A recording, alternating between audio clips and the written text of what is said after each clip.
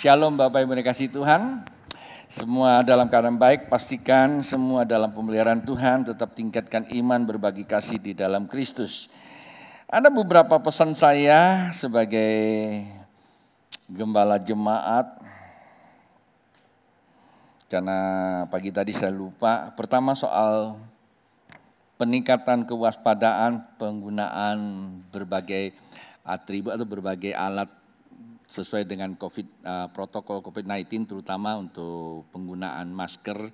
Saya sangat mengerti bahwa penggunaan masker memang tidak terlalu nyaman, tapi apa boleh dikata itu menjadi salah satu syarat, bukan prasyarat, untuk kita tetap berada di dalam ya paling tidak ada perlindungan. Nah, beberapa waktu yang lalu saya sempat diskusi dengan beberapa teman dan saya dapatkan juga pencerahan. Penggunaan masker itu di mana saja, saya baiknya di mana saja, kapan saja Pak Bu, tetap penggunaan masker ya, itu menjaga. Sebenarnya untuk anak-anak muda, Anda menggunakan masker itu Anda itu menjaga diri untuk menjadi transmisi bagi orang lain. Sebab anak-anak muda konon katanya memang imunnya lebih kuat dan tidak terlalu rawan katanya. Sehingga jikalau Anda sebagai OTG tidak menular kepada orang-orang yang mungkin agak rawan, yang agak tua gitu. Tadi saya juga dikasih tahu sama anak saya, anaknya kena COVID, usianya masih muda tapi tidak terlalu parah sih katanya, dirawat. Bapaknya ya karena mengasihi anak mungkin ya, suka besuk dan dia lihat, malah bapak yang kena, lalu bapaknya meninggal pula. Nah, coba kita bayangkan ya. Jadi sebenarnya penggunaan masker itu kita mengasihi orang juga. Jangan merasa kita kuat langsung kita menjadi cuek, acuh tak acuh. Masalahnya hari-hari ini banyak berita yang muncul di media. Seringkali kita mengakses media itu justru bukan memberi kontribusi buat kita menjadi orang yang berperan serta di dalam mengamankan. Justru kita malah ikut serta di dalam membuat semua jadi nggak beres. Nah, kemarin ada satu pengajaran yang baik tentang pemakaian masker juga bagi mereka di mobil. Itu Bapak Ibu kalau sendirian di mobil, kita biasa suka buka ya. Saya kan udah pernah kasih tahu juga waktu saya pulang olahraga, saya sih biasanya memakai terus masker saya ya. Sekali waktu mungkin karena lupa dia cabut. Karena jendela terbuka, terus ada yang batuk atau haksi, percis ya. Ya pernah kejadian seperti itu. Sebenarnya itu juga memberikan sebuah pelajaran bagi kita. Lalu beberapa hari yang lalu kita seringan dengan media mengatakan, kenapa sih pakai di dalam mobil mesti harus pakai masker dan sebagainya, nggak perlu lah, itu kan mobil kita sendiri. Ya memang satu sisi benar aja ya. Tapi kemarin ada satu ahli coba memberikan penjelasan, sebenarnya paling rawan itu adalah masker yang sedang kita pakai, ya karena ada orang konon katanya di kantor sudah begitu ketat sekali penggunaan masker dan juga jaga semua protokol, tapi kok masih bisa kena. Dan dia bilang ya namanya barang itu nggak kelihatan dan di mana saja kapan saja itu bisa datang. Nah, apa yang mengakibatkannya? Biasanya gini, kita pakai masker dan frekuensinya tinggi berjumpa dengan orang dan itu sangat berpotensi. Dan di mana letaknya yang paling banyak virus yang bisa nempel? Baju, rambut, dan masker. Nah, waktu kita buka masker kadang-kadang kita simpan seperti kayak begini, kita pegang pakai gini kan. Nah, padahal ini yang paling bahaya. Terus kita pegang, kita makan. Betul enggak? Nah ini biasa kita lupa, kita anggap di kantor udah itu. Tapi waktu kita mau makan kita buka, taruh, kita pegang. Nah walaupun kita udah cuci tapi ini kita pegang. Waktu kita ambil makanan itu bisa terjadi juga. Demikian juga dalam mobil dia bilang. Kalau dalam mobil biasanya kita buka masker karena kita capek. Padahal jendela seringkali kita buka. Tekanan udara dari luar tuh masih lebih kencang. Dan kita seringkali juga buka tutup itu pintu mobil dan baju kita yang bersentuhan dan banyak manusia yang kita tidak tahu dan virus itu kita bawa masuk ke dalam mobil. Sementara mobil itu ruang lingkupnya kecil dan AC-nya sirkulasi terus dan itu sangat berbahaya sekali. Sekira itu aja informasi saya biar bisa jadi sebuah peringatan buat kita juga, anak-anak muda khususnya, yang sore ini pagi tadi memang saya lupa, tapi khusus untuk anak-anak muda yang biasanya ya mungkin sudah OTG tapi merasa tidak apa-apa, seenaknya saja gitu ya, jadi itu bisa bahaya. Mari kita jaga diri, mengasihi lingkungan dan mengasihi sesama kita, biar nama Tuhan dipermuliakan. Ada amin? Baik Pak Bu, pagi tadi saya janjikan bahwa sore ini adalah khotbah sambungan. Setelah saya pertimbangkan enggak jadi. Jadi yang pagi tadi sesi kedua saya akan lanjutkan minggu akan datang. Sore ini memang saya punya sesi sendiri untuk khusus sore ini. Pak Bu, memang hari-hari ini saya seringkali bicara tentang Yesus dan kedatangan Yesus dan memang ini menjadi skup wilayah akhir zaman. Mengapa hal seperti itu saya sering katakan bahwa itu ada karena saya mau membuat sebuah pemahaman. Karena hari ini kalau saya diam, gembala jemaat kalau diam, Bapak Ibu akan bisa mengakses setiap hari dengan berbagai pengajarannya. Saya dan kami para hamba Tuhan survei terus sih. Dan bukan berarti jelek ya, bukan berarti salah pengajaran yang ada di televisi. Tetapi menurut kami beberapa pengajaran itu persepsi mereka. Kita juga tidak mau memasuki wilayah orang lain, tapi kita menganggap bahwa itu sangat kurang pas untuk gereja kita atau jemaat kita. Maka sebagai gembala atau para hamba Tuhan harus ambil tanggung jawab untuk mengajarkan sesuai doktrin gerejanya. Supaya selaras dan dalam konteks kebenaran juga tentunya. Tapi kita bisa mengamalkannya dan ada satu skup kekuatannya di dalamnya. Maka itu para hamba Tuhan dalam momen seperti ini memang mau tidak mau ikut berbicara. Hanya saja konteks pembicaranya bukan untuk menawarkan sesuatu yang menakutkan atau memudahkan. Tapi mengambil beberapa sisi dari yang sedang terjadi dan orang sampaikan kait firman Tuhan itu apa. Dan pada akhirnya Pak Bu, yang kita harus mengerti adalah kanon yang tidak bisa diubah. Kanon otentik itu adalah suara Tuhan yang tertulis dalam Alkitab. Itulah sebabnya saya selalu sarankan Pak Bu, lebih baik banyak baca Alkitab. Memang saya harus mengakui baca Alkitab bukanlah sesuatu yang enak ya, sesuatu yang menyenangkan. Mungkin lebih suka baca Kopingho kalau zaman dulu, sekarang saya tidak tahu baca novel apa.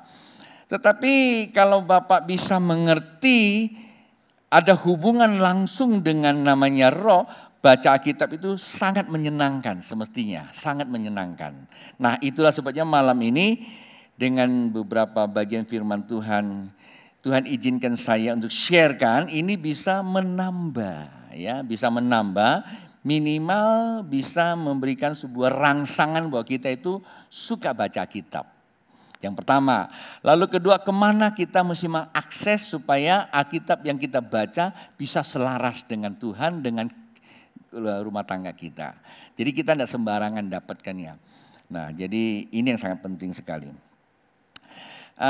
Pagi tadi saya mengutip satu kalimat bahwa kelihatannya hari-hari ini banyak orang mendengungkan tidak sulit untuk mengakses tentang kerohanian. Bahkan memang survei membuktikan bahwa peningkatan penggunaan sarana internet itu dipergunakan dalam konteks atau bidang kerohanian, entah Kristen dan sebagainya. Itu memang itu mencapai tinggi sekali presentasinya. Tetapi satu sisi para hamba Tuhan coba survei juga, ada penurunan. Dengan kata lain, kami menggunakan label ada krisis keimanan. Nah, masalah kan? Padahal kita tahu bahwa kekristenan yang terutama adalah keimanan. Dari mana kita bisa hidup dengan benar? Sebab Alkitab katakan pada akhirnya kan tinggal 3. Iman, pengharapan, dan kasih. Jadi harus diletakkan hal yang pertama adalah iman. Buat apa iman? Iman itu buat kita punya hubungan dengan Tuhan. Tidak ada cara lain. Anda boleh berharap apa saja, kalau tidak beriman sia-sia pengharapannya. Pengharapan itu cenderung akan dikatrol dengan energi lain. Karena Anda punya pengharapan tidak punya hubungan kepada kebenaran. Jadi iman terutama dulu. Nah, kalau iman kita bermasalah selesai semua.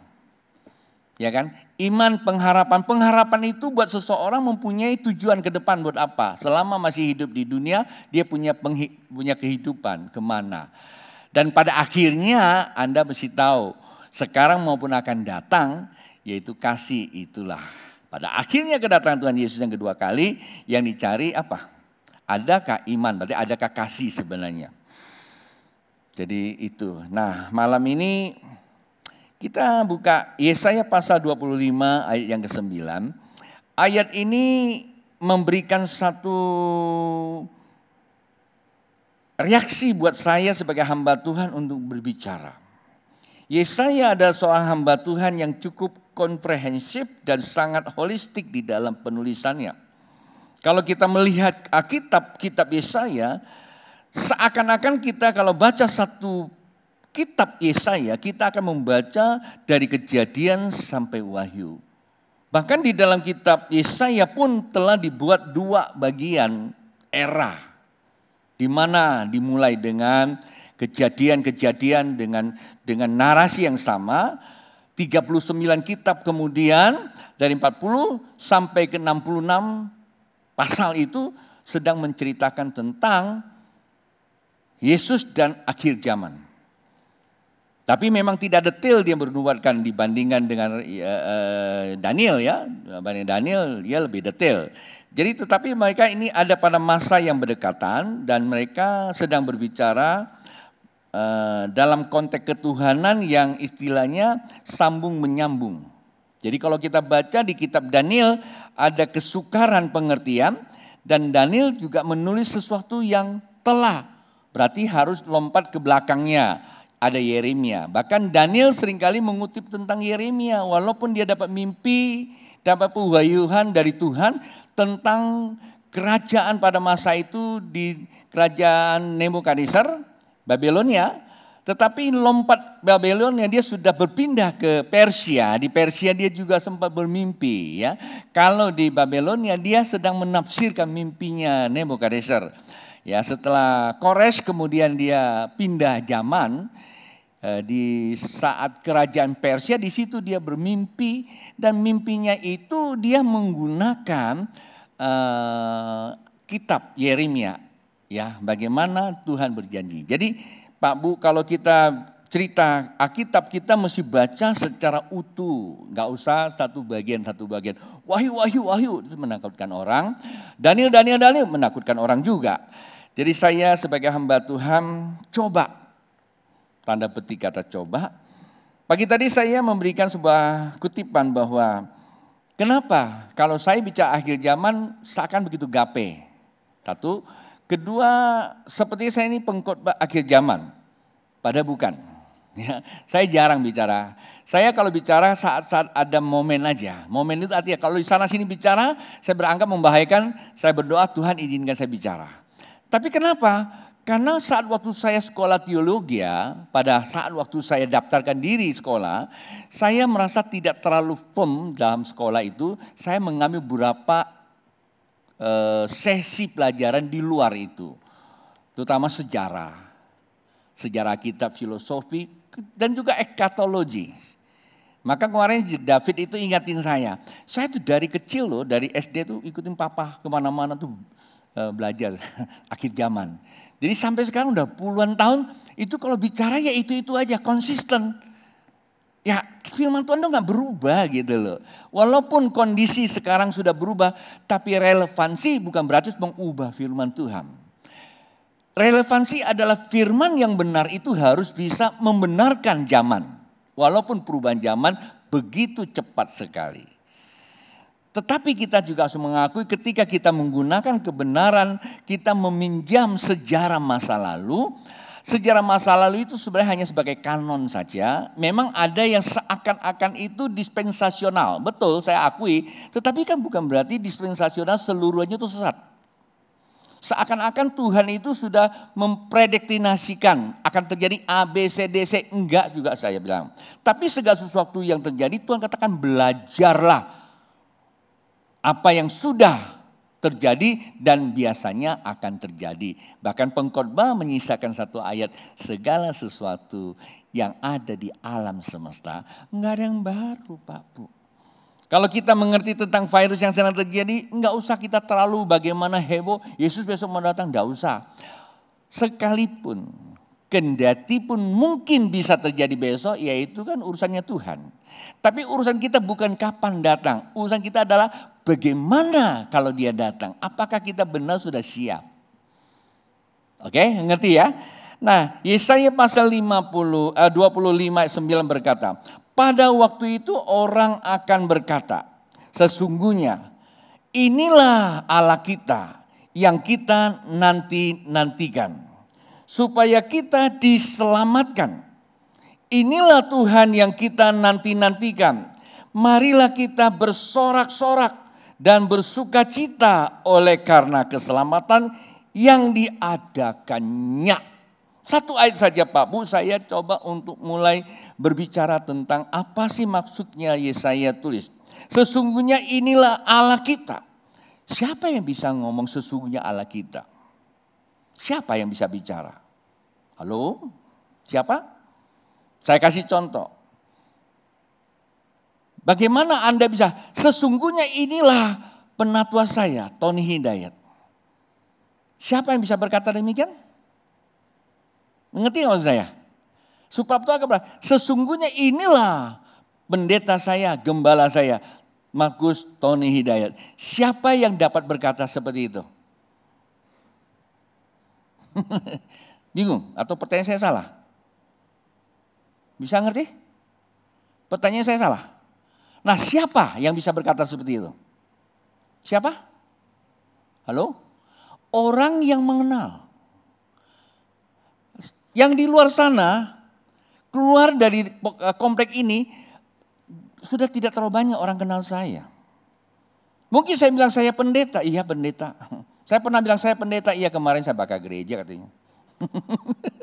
Dia gak kenal saya kan, betul gak? Ya lu boleh bangga lu boleh bangga lu pendeta, tapi saya bangga saya sebagai preman kan bisa saja kan, kira-kira gitu loh ya. Nah orang yang seperti, nah ini sesungguhnya seperti itu. Saya dulu pernah tinggal di satu rumah, waktu saya kecil dibawa ke Jakarta, tinggal di satu rumah. Dan di rumah itu saya merasa rumah saya, walaupun bukan rumah saya. Dan yang punya rumah itu bukanlah keluarga saya dekat, enggak. Itu keluarga dari istri saya. Karena hubungan ke sana, enggak ada hubungan sama saya. Ya, istri saya punya paman, punya istri. Nah, inilah keluarganya dia. Itu. Saya tinggal sama dia. Tapi karena waktu saya kecil enggak tahu bagaimana kultur saya diwariskan oleh orang tua saya, sehingga di mana saya berada saya merasa itu keluarga saya. Sehingga bukan saya hanya merasa mengakui, tapi sikap perilaku saya, keseharian itu, rumah itu seperti milik saya juga. Dalam kebersihan, kamar, semuanya saya tidur gratis numpang, tapi saya tidak serta-merta. Enggak disuruh juga karena mereka orang kaya, punya banyak pembantu. Bahkan mobil mereka juga punya supir banyak, enggak pernah suruh saya cuci. Tapi hampir setiap hari ketika saya khotbah, anak-anaknya, cucu-cucunya, bahkan keluarga sering nonton. Karena beberapanya sering undang saya pergi karena sekarang ada di Tiongkok dan ada di Amerika. Dan Jakarta juga ada. Dan mereka sering kali minta saya coba kunjungin dia, ada di Amerika. Hanya kondisi seperti ini, nggak mungkin. Saya pernah ajak, mungkin tahun lalu sebelum ada kejadian pandemi, saya sedang planning, saya mau ke sana. Ya, salah satu anaknya itu jadi pendeta juga. Dan mereka pasti nonton. Dan cerita saya seperti itu. Dan apa? Apa jadinya? Setelah saya dewasa, saya sudah punya rumah sendiri, rasa kangen rindunya kepada mereka saya ada. Bahkan waktu keluarganya sudah pindah ke Tiongkok, ya, kepengen ketemunya masih begitu kuat sekali. Nah, satu ketika saya sempat ketemu dia, tapi bukan di Tiongkok. Mereka datang ke sini di rumah anaknya. Saya bawa anak saya, David itu masih kecil. Waktu itu kayaknya perasaan saya masih saya gendong, saya bawanya pergi jumpai dia. Dia peluk saya, dia bilang, Ini dari dulu saya sudah lihat anak ini memang nakal. Memang saya di situ cukup nakal. Ini anak memang nakal, tapi punya budi pekerti. Dia ini bisa maju, dia bilang gitu. Enggak heran hari ini kalau kamu bisa sukses. Dan berkunjung ke rumah saya berapa kali di Kelapa Gading, bahkan seringkali memberkati saya dengan berbanyak hal. Nah, kemarin saya sudah jadi pendeta, kemarin salah satu keluarganya meninggal. Salah satu keluarga meninggal di Pontianak. Dia datang, salah satu datang ke sini, dia sengaja cari saya. Begitu dia tahu saya memimpin penghiburan, berkaca-kaca dia. Berkaca-kaca. Lalu sebelum dia balik Jakarta, dia ngundang kami makan dulu. Dia banyak cerita. Dan dia juga sudah anak Tuhan. Dan keluarga ini hampir semua anak Tuhan. Kenapa saya cerita seperti itu? Padahal kami faktor kelahiran bukan dilahirkan dalam satu keluarga. Tapi bukan itu isunya. Isunya adalah bagaimana kita memaknakan namanya suatu hubungan. Dalam hubungan kemanusiaan kita bisa demikian, dengan Tuhan bisa enggak? Sulit Pak Bu kalau kita tidak mengalami sebuah asimilasi yang dikatakan yada. Kata yada bukan pengajaran keagamaan saat kita perlu kita nyembah habis-habisan. Enggak Pak Bu. Justru terkadang hal seperti itu agak kurang pas. Memang Tuhan kita peduli. Memang betul saya. Tapi terkadang kalau kita cuma perlu baru kita teriak-teriak. Justru dengan keteriakan kita itu akan membawa keimanan kita bukan naik justru kepada turun. Kenapa? Kita teriak dengan begitu berharap. Tapi kita berharap sebuah jawaban. Ketika jawabannya belum datang, bukan tidak datang. Belum datang karena waktunya sehingga kita mulai pudar. Kita mulai mencari alternatif. Ya Pak ya? Akibatnya Pak Bu apa yang terjadi? Ketika alternatif itu bisa menolong kita, kita akan meniadakan Tuhan dalam kehidupan kita, tapi kita hanya jadikan Tuhan sebagai label keagamaan. Kita nggak pernah ngalami namanya asimilasi atau yada kehidupan. Kata yada dalam bahasa asing adalah persetubuhan dengan Allah. Dalam artian energi ilahi. Kita memilih energi ilahi. Kenapa? Karena pada satu masa energi ilahi inilah yang akan membuat kita terjadi sebuah pertukaran. Ya, saya ingat 2 minggu lalu saya berkhotbah di tempat ini. Kalau tidak salah 2 minggu lalu atau minggu lalu. Terjadi pertukaran manakala sangkakala Allah berbunyi. Itu rahasia besar, tubuh kita akan diubahkan. Yang diubahkan itu bukan tubuh dunia kita, tubuh ilahi. Tubuh yang mengalami kelahiran kembali karena apa? Karena kasih Kristus. Nah itulah sebabnya orang yang memiliki konteks seperti itu, saya mesti bacakan ayatnya ya. Saya jadi supaya tidak terlalu banyak sampaikan di atas, langsung saya akan bacakan beberapa ayat untuk memperlengkapi khotbah saya. Bagaimana kita bisa mempunyai intensitas? Seringkali saya katakan passionate intention. Niat yang sangat amat meledak-ledak. Niat yang sangat bersemangat. Karena passionate intention itu justru akan menambahkan kita punya apa? Menambahkan kita punya hasrat. Dari hasrat itulah menjadi sebuah tabung proses menaikkan eksekusi kita. Itu di hasrat kita. Hasrat itu ada sebuah kekuatan untuk mendorong kita untuk melakukan. Tanpa ada hasrat tidak mungkin kita bisa melakukan. Nah karena itu orang berkata harus kerjakan dengan sepenuh hati itu hasrat. Tetapi kan tidak cukup. Hasrat itu harus diambil dari mana? Namanya niat. Niat itu katanya intention. Hasrat itu adalah desire.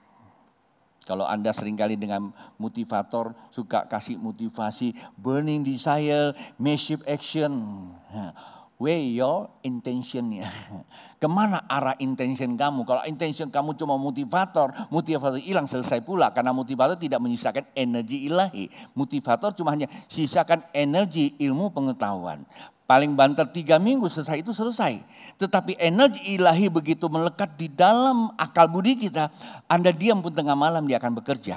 Itu bedanya. Maka baca Alkitab lebih baik daripada baca buku-buku ilmu pengetahuan. Saya ada tipe orang yang banyak baca buku Pak Bu. Ya, maka itu saya katakan setelah saya temukan ini yang paling tepat. Oke, saya mulai maju. Pertama kita baca 1 Petrus pasal yang pertama ayat yang ketiga. Memang ini ada urutan dan khotbah saya lalu dengan firman-Nya, tetapi saya maju ke depannya. 1 Petrus pasal yang pertama ayat yang ketiga berkata seperti ini. Terpujilah Allah dan Bapa Tuhan kita Yesus Kristus yang karena rahmat-Nya yang besar telah melahirkan kita kembali oleh kebangkitan Yesus Kristus dari antara orang mati kepada suatu hidup yang penuh pengharapan. Perhatikan. Ya, ayat keempat, untuk menerima suatu bagian yang tidak dapat binasa, yang tidak dapat cemar dan yang tidak dapat layu, yang tersimpan di sorga bagi kamu. Alkitab katakan jikalau dua orang sepakat, perhatikan ayat itu di mana? Matius pasal 18 juga. Di mana dua orang sepakat berjanji apa yang diikat sini terikat di sorga. Nah, ayat ini membuktikan ada kesepakatan dengan penulis dan pemberita. Si pemberita adalah firman menjadi manusia, itu Yesus Kristus. Si penderita, firman-Nya dia manusia, dia menderita. Yang mati, firman-Nya dia manusia, dia yang mati. Itu berapa kesaksian. Yang bangkit juga ya firman yang mati bangkit. Dan menjadi Tuhan, Allah dan Tuhan. Ia adalah firman yang jadi manusia, mati, bangkit menjadi Allah dan Tuhan. Itu dipanggil oleh Thomas. Siapa dia? Yesus Kristus. Ketika kita percaya dengan apa yang tulis, maka apa yang kita percaya di sini itu terikat di sorga. Dan kita menjadi apa? Anak-anak Allah. Tidak apa-apa kalau Anda tidak amin. Dan orang seperti itulah yang menjadi milik kepunyaannya. Secara energi ilahi Pak Bu, kita ini sudah terkonek. Maka ada istilah siklus connection. Ada masa-masa koneksitasnya tanpa kita buat apa-apa. Kondisi sekarang ini merupakan sebuah siklus. Kalau saya katakan siklus mungkin tidak terlalu baik kali ya. Tapi saya boleh katakan ini musim kehidupan. Hari-hari ini musim kehidupan. Pertanyaannya, Tuhan tahu gak sih kondisi dunia yang sebegini? Ya tahulah. Lalu Tuhan buat apa? Tuhan buat, cuma kita tidak tahu mungkin. Ada sebuah koneksinya. Ya, connectingnya. Begitu ada sesuatu maka akan terjadilah reaksi. Ya, jika ada terreaksi, ada terjadi aksi maksud saya. Reaksi kita mengalami sesuatu yang tidak baik, maka ada aksinya. Contoh yang sederhana Pak Bu, kalau kita lagi jalan di tempat yang panas ya, matahari panas, tubuh kita rasa gimana? Panas kan? Itu berarti ada stimulasi. Maka ada istilah dalam perbankan stimulut katanya. Stimulasi, itu momen namanya. Momen. Nah, stimulasi itu ada cahaya yang menekan kita. Itu namanya apa? Ada aksi. Ya, ada aksi turun ke dalam tubuh kita. Reaksi kita apa? Kita hanya merasa panas kan, betul nggak? Kadang-kadang kita juga cuekin aja. Kecuali kalau ibu-ibu biasanya kayak pagi. Kalau cowok mana ada. Tapi secara otomatis tubuh kita ada energi yang bekerja. Dia melepaskan apa? Kelenjar yang mengeluarkan apa? Air. Kan basah kan? Tujuan apa itu basah?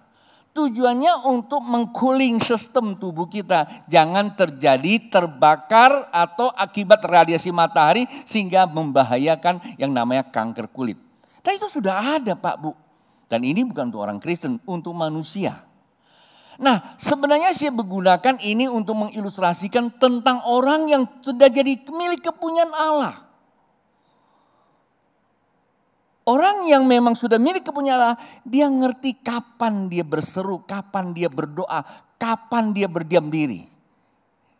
Dia tidak ketakutan Pak Bu. Berjalan dengan kepastian. Yang pertama, menandakan kita punya penantian. Kalau menurut ayat ini, hidup oleh iman dalam tubuh ilahi. Paham gak maksudnya? Hidup Tuhan dalam tubuh ilahi. Tubuh ilahi itu tubuh yang memang sudah dilahirkan. Walaupun Suprapto kelihatan masih tubuh biasa.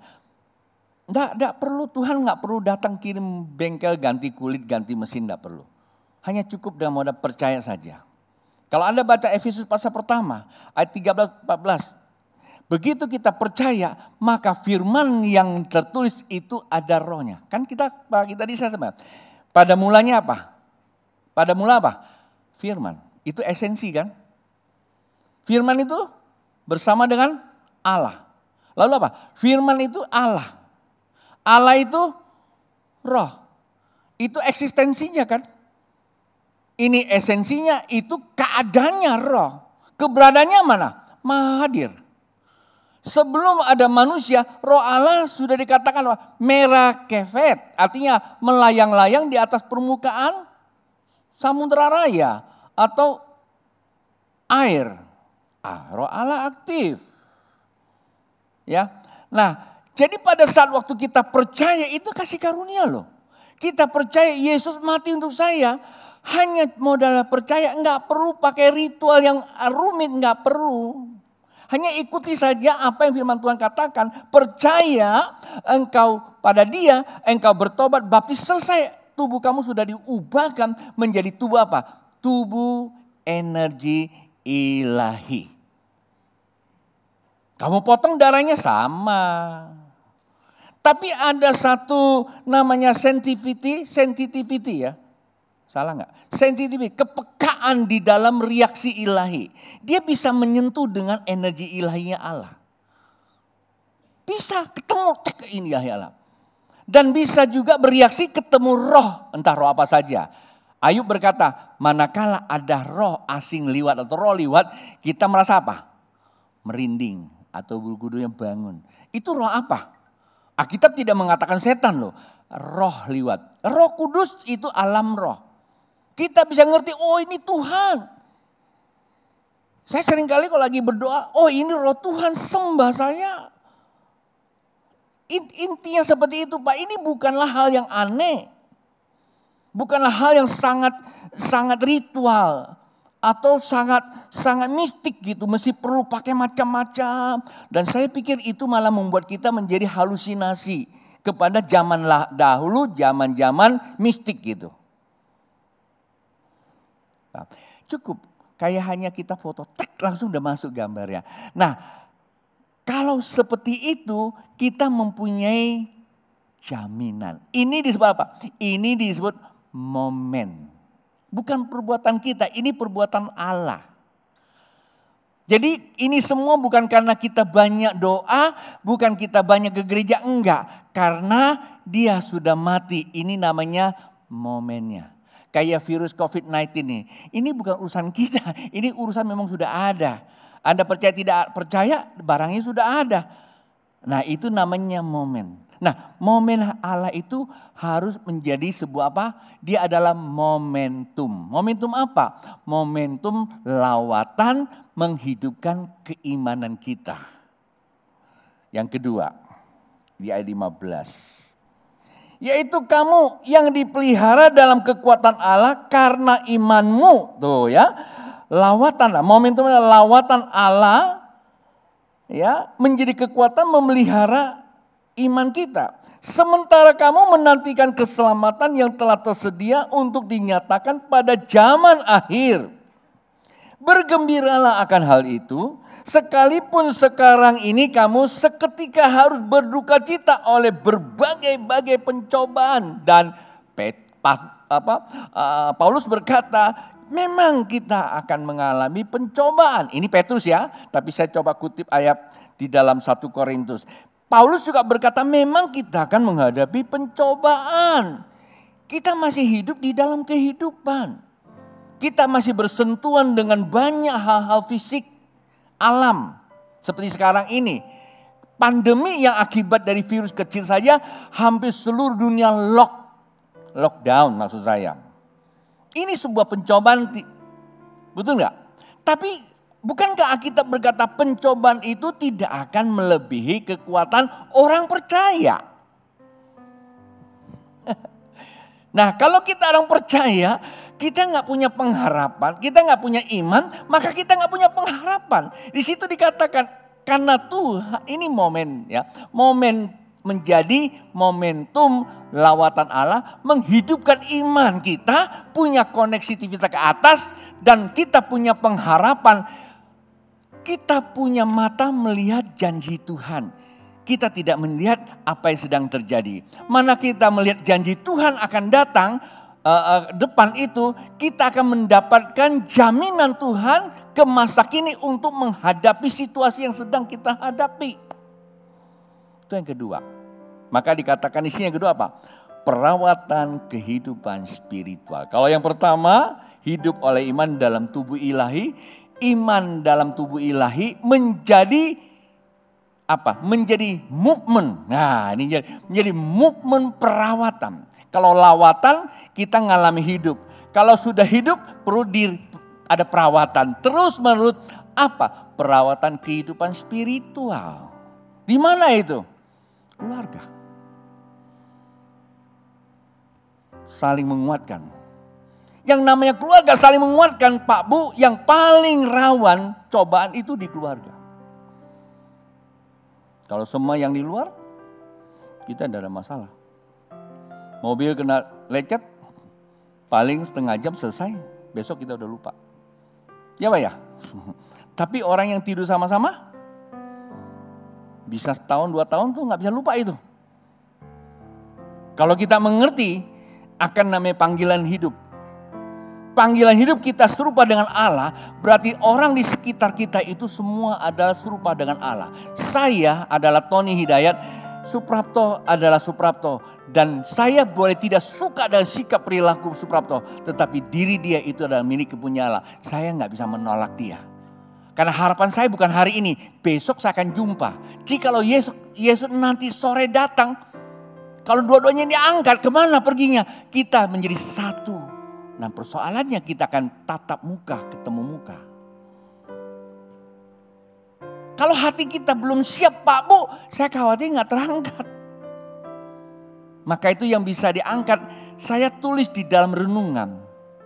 Tuhan membuat kitab Wahyu itu dengan peta rohani yang sangat amat lengkap. Ada 7 jemaat, 7 meterai dibuka untuk memperlihatkan apa yang akan terjadi pada 7 sangkakala dan 7 cawan murka Allah. Saya belum sampai ke sana Bu, pasti satu hari saya akan khotbah ke situ. Karena khotbah hari ini kan waktu kita tidak tahu panjang-panjang banget kan. Dan kalau kita baca Alkitab, sebelum kita melihat, sebelum kita mengalami yang dibukakan meterai, dan kita lihat meterai apa yang akan terjadi pada 7 sangkakala dan 7 cawan, maka kita diminta untuk ukur dulu diri kamu dengan 7 jemaat itu. Dari jemaat pertama sampai kepada jemaat yang ke-7, mana yang berkenan di hati Bapa itu yang akan mengalami pengangkatan. Tak usah tanya Pak Pendeta, tidak usah tanya siapapun, Alkitab jelas. Kalau kita berada pada jemaat ini dengan yang dicela Tuhan, cepat bertobat. Maka pagi tadi saya berkata begini, kalau orang yang suka pindah-pindah gereja, saya pastikan dia tidak terangkat kalau nggak bertobat. Ada yang marah loh. Bahkan diginiin lagi khotbah saya. Ya nggak apa-apa. Kenapa? Ya kamu nggak punya kasih. Pada Alkitab katakan yang layak di hadapan Allah itu adalah Philadelphia. Anda baca kitab Wahyu. Yang tidak ada celanya. Apa itu Philadelphia? Kasih persaudaraan. Kalau Anda nggak punya kasih, nggak punya tempat di dalam kedatangan Tuhan Yesus yang kedua kali. Saya khotbah ini serangannya berat loh. Ya kan? Kalau kita nggak punya kasih, berarti kita memang kita nggak kenal Allah kan? Orang berkata, aku mengasihi Allah, kata Tuhan apa? Bohong. Allah itu nggak kelihatan kok. Mengasihi diri kamu aja kamu nggak bisa loh. Gimana? Buktinya tuh badan kamu habisin dengan macam-macam. Ya kan? Kamu tidak mengasihi tubuh kamu. Kamu tidak mengasihi tubuh kamu, kan kamu nggak hidup seorang diri kan? Oleh karena kamu tidak mengasihi tubuh kamu, akibatnya kamu akan mencemarkan orang lain dekat kamu. Coba kemana-mana Anda keluyuran malam, begadang, nggak pakai masker. Apakah Anda mengasihi diri kamu? Pada anak Tuhan mengasihi Tuhan. Aku mengasihi Engkau Yesus. Narkoba. Aku mengasihi Engkau. Macam-macam. Sehingga waktu Anda kena virus mungkin Anda masih kuat. Tapi Anda pulang, ada istri, ada anak, ada bapak dan sebagainya. Ini salah satu contoh Pak Bu. Kalau mengasihi Tuhan kita mengasihi diri kita, kita akan mengasihi sesama kita seperti diri kita. Dalam kehidupan yang namanya pencobaan selalu ada. Jatuh piring kita bisa ribut, piring bisa hilang tapi saudara tidak akan bisa hilang. Karena piring tidak bisa masuk surga. Sakitnya kita nggak bisa masuk surga Pak Bu. Kamu disakitin sama teman kamu ya, sampai babak belur ya.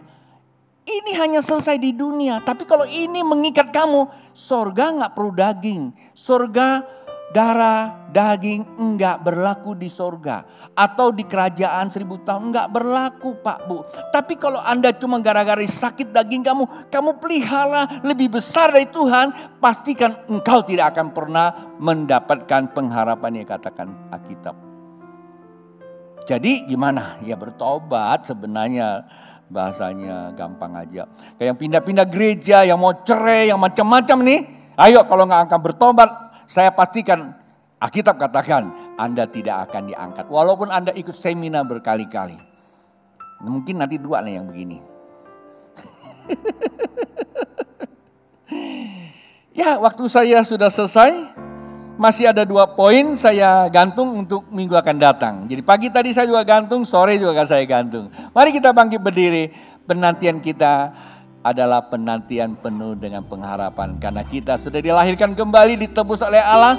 Harapan kita kuat, kita sedang dirawat. Kita punya kehidupan spiritualnya dalam hubungan keluarga. Contohnya apa? Hari ini Anda sedang ada perawatan. Lawatan itu Allah, perawatan itu adanya di gereja. Ya, dikotbahkan itu namanya perawatan kehidupan spiritualnya. Perawatan itu enak nggak? Nggak enak, disikat-sikat dulu. Ya, dibersihin dulu. Kalau Anda mau pijit, kemarin saya baru pergi dipijit, ya kan? Dia cari tempat yang sakitnya. Saya bilang, ya dia cari. Ini sakit gak? Sakit, langsung ditekan. Justru yang sakit itu ditekan karena itulah perlu kesembuhan. Itu perawatan namanya. Ya, kalau Anda mau sakit jangan cari perawatan. Bilang sama sampingmu, kalau nggak mau sakit jangan cari perawatan. Di mana perawatannya? Gereja sedang ada perawatan, sedang dipijit-pijit supaya nanti sembuh, jalannya baik, hidupnya juga sukses. Haleluya. Tadi lagu yang terakhir kita nyanyikan, habis itu kita perjamuan kudus.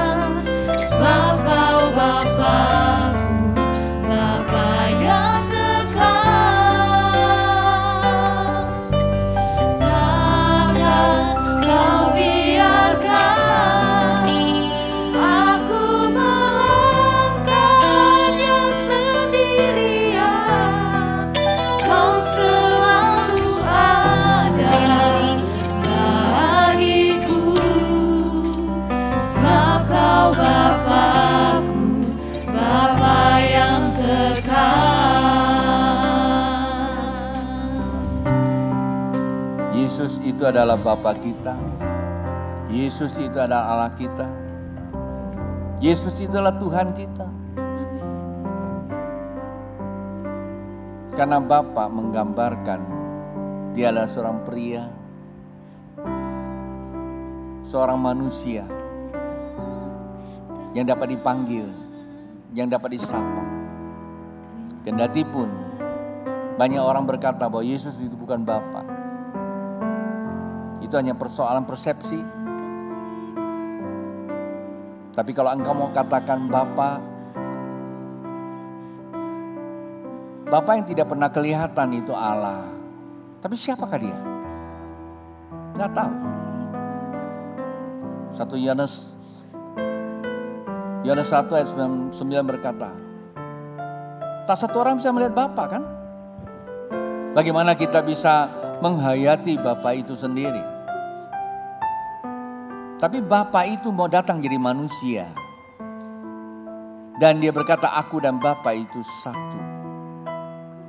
Dan kita bisa melihat Bapa dalam perbuatannya di dunia. Dia mau naik di atas kayu salib untuk menyerahkan hidupnya buat Anda dan saya. Sekalipun dalam kebenaran firman Tuhan mengatakan itu anak Bapa. Dan Alkitab katakan Bapa dan anak itu satu. Dia menggambarkan bahwa anaknya yang diserahkan sebenarnya sudah menggambarkan sebegitu kasihnya Bapa.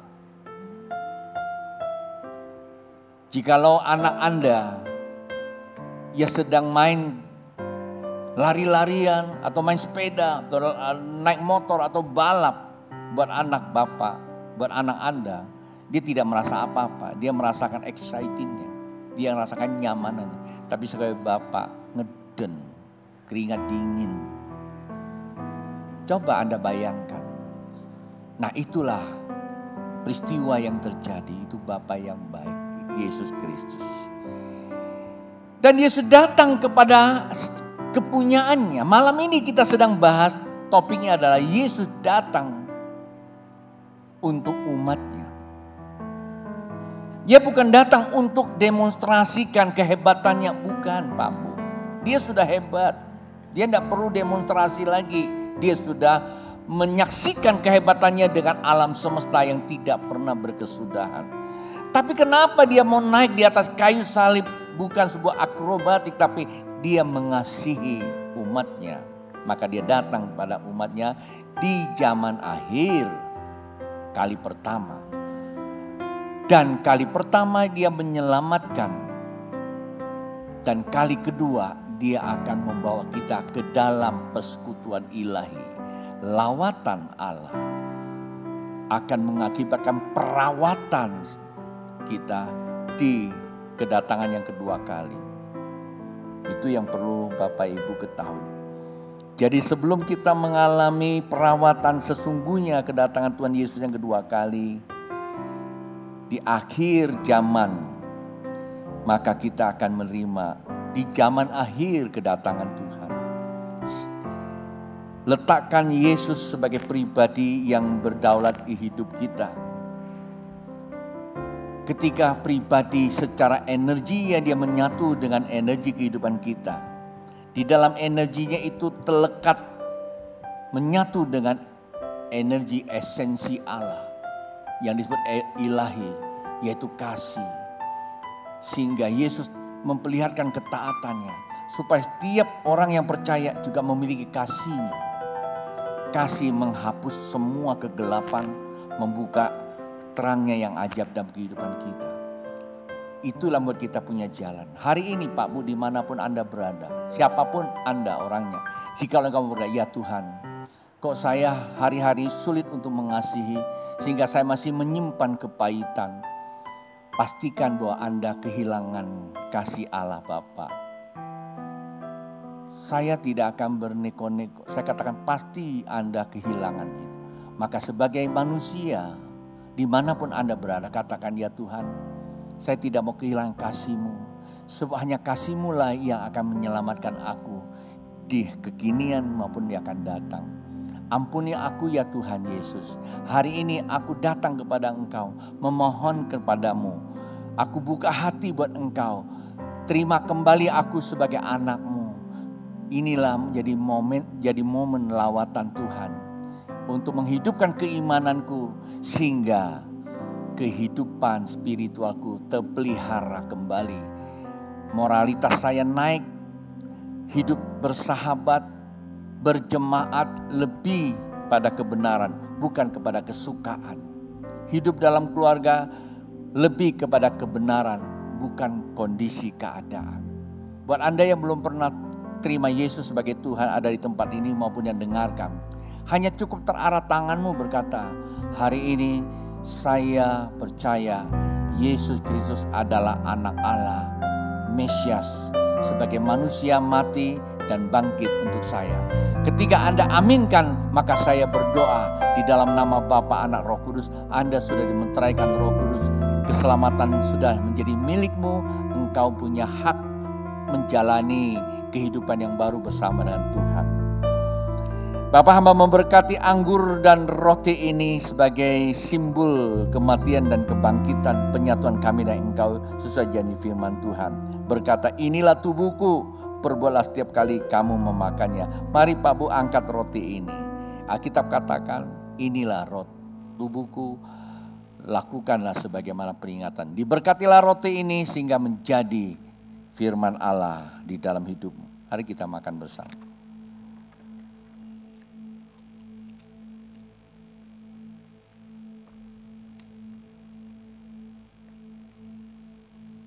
Demikian juga dia mengangkat cawan dan berkata, inilah perjanjian baru yang dimeteraikan oleh darahku sebagai pengampunan dosamu. Ketika engkau mengaku dosa, seburuk apapun, sebesar apapun, ketika engkau mengaku tulus di hadapan Tuhan, akan disucikan kembali menjadi satu dengan Allah Bapa. Dikuduskanlah anggur ini senilai dengan firman-Mu di dalam nama Tuhan. Mana kita minum bersama. Darah punya kandungan energi ilahi yang membawa kembali tubuh.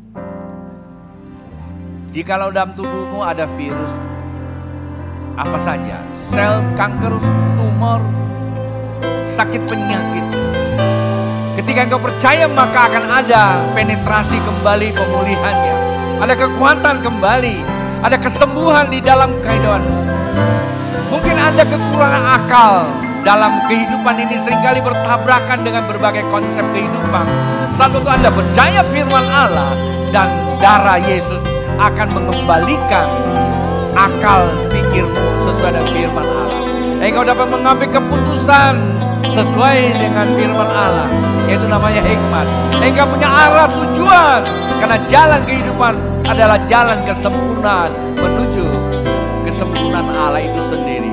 Diberkatilah orang yang percaya dan diberkatilah Anda semua dimanapun Anda berada, bahwa semuanya yang dijanjikan Tuhan itu pasti akan terjadi kepada orang yang beriman kepada Bapa di dalam nama Yesus oleh Roh Kudus. Dan kita akan mengakhiri ibadah. Tangan terangkat. Buat Anda yang kali pertama hadir, diberkatilah Anda. Pastikan Anda tidak langsung balik kalau Anda mau berjumpa dengan staf saya untuk mendapatkan visi dan misi gereja dan doa, topangan doa. Buat Anda yang ingin memberikan persembahan dalam bentuk persembahan, janji iman, janji syukurmu dan sebagainya, dan pengembalian perpuluhan. Lakukan sesuai dengan firman Tuhan. Diberkatilah setiap pribadi dalam kondisi apapun Anda, Tuhan tidak pernah tinggalkan engkau. Ibadah kita sudah selesai. Dan sekarang terimalah berkat dari Bapa, cinta kasih Tuhan Yesus. Di dalam persekutuan Roh Kudus membawa sekalian dari saat ini sampai Yesus datang kedua kali. Yang percaya katakan amin.